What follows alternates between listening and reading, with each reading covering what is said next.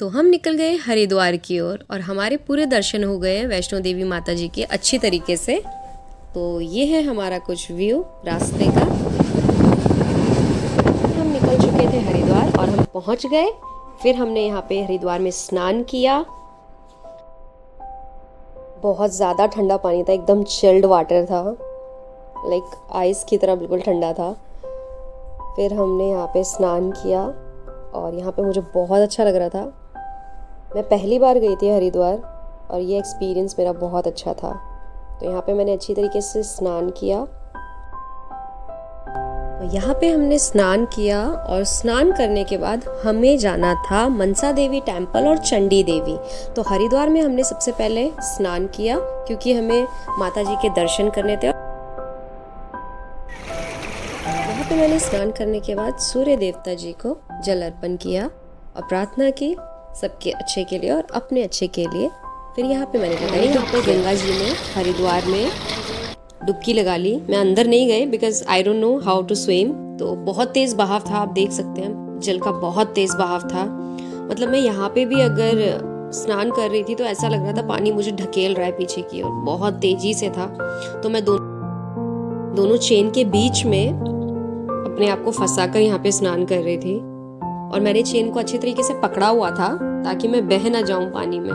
बहुत ज़्यादा तेज़ था। आप देख सकते हैं कि मैंने स्लो मोशन में यहाँ पे वीडियो बनाया है, फिर भी आपको देख सकता है कि जल का बहाव कितना तेज़ है। तो आप कभी भी स्नान करने के लिए जाए तो चेन पकड़कर आप स्नान कीजिए, नहीं तो आप बह सकते हैं तेज़ बहाव में। पानी देख कर जाए बिकॉज यहाँ पे बहुत तेज़ बहाव भी था। तो मैंने उसको देखते हुए चेन को पकड़ के स्नान किया और मैं चेन के सहारे ही रही पूरा टाइम जब तक मैं गंगा जी के अंदर बैठी हुई थी।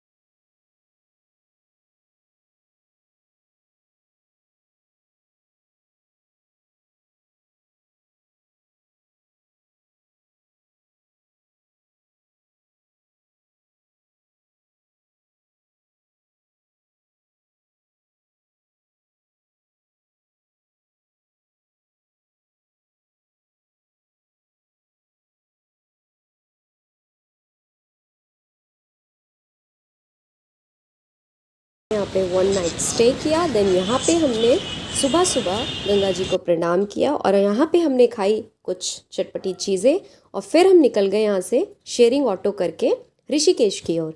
शेयरिंग ऑटो आपसे पर पर्सन 100, 150, 200 तक चार्ज कर सकता है, तो आप अपने हिसाब से बार्गेनिंग करके जा सकते हैं। हम यहाँ पे शेयरिंग ऑटो से अच्छे नज़ारों को कैप्चर करते हुए पहुँच गए ऋषिकेश और ऋषिकेश के मार्केट एरिया में हमने एंट्री की। एंड देन हमने वहाँ पे देखी एक चाय की दुकान और हमने उनसे पूछा क्या चाय मिलेगी। तो उन्होंने कहा कि यहाँ पे चाय भी मिलेगी और कॉफ़ी भी। तो हमने बोला 2 बढ़िया सी कॉफ़ी बना दो।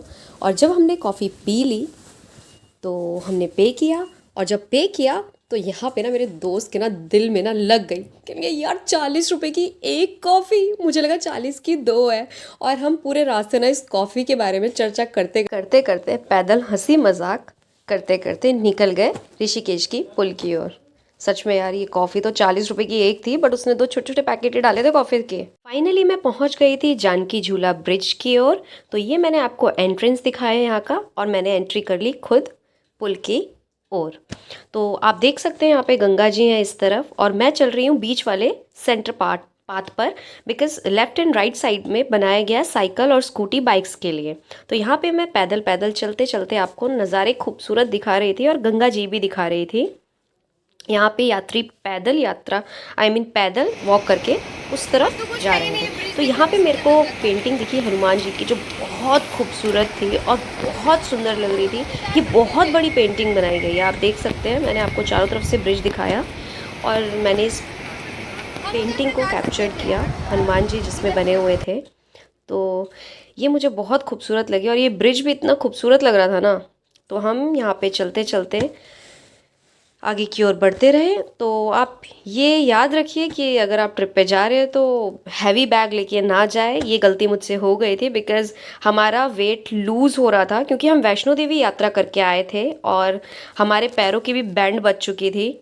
तो यहाँ पे मैंने एक पिक क्लिक की, मैं पहुँच गई जानकी झूला ब्रिज क्रॉस करके। आप देख सकते हैं जानकी झूला ब्रिज वहाँ है और मैं एक चाय की शॉप पे अपना बैग होल्ड किया और अपने फ्रेंड का bag, and one of my friend he said that I am going पता वता करने स्कूटी एंड रूम का। फिर यहाँ पे एक फॉरनर मेरे को मिला, उसके साथ मैंने फ़ोटोज़ निकाली। उसने बोला आप मेरी निकाल दो, मैंने बोला आप मेरी निकाल दो।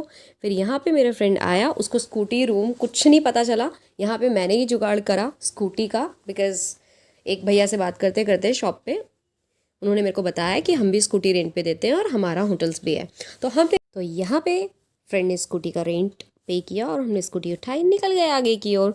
और हाँ, अगर आप स्कूटी में बैठ के जा रहे हैं ना और आपके फ्रेंड को हैवी लेंसेज लगे हुए हैं तो प्लीज़ थोड़ा ध्यान से जाना, बिकॉज उसको गड्ढे वड्ढे तो दिखेंगे ही नहीं, और अगर दिखेंगे ना तो बस अपनी सेफ्टी दिखेगी, दूसरे की नहीं दिखेगी। तो यहाँ पे हम हंसी मजाक करते हुए पहुँच गए। नेक्स्ट व्लॉग हमारा जल्दी आएगा और आप देखेंगे ऋषिकेश के नज़ारे।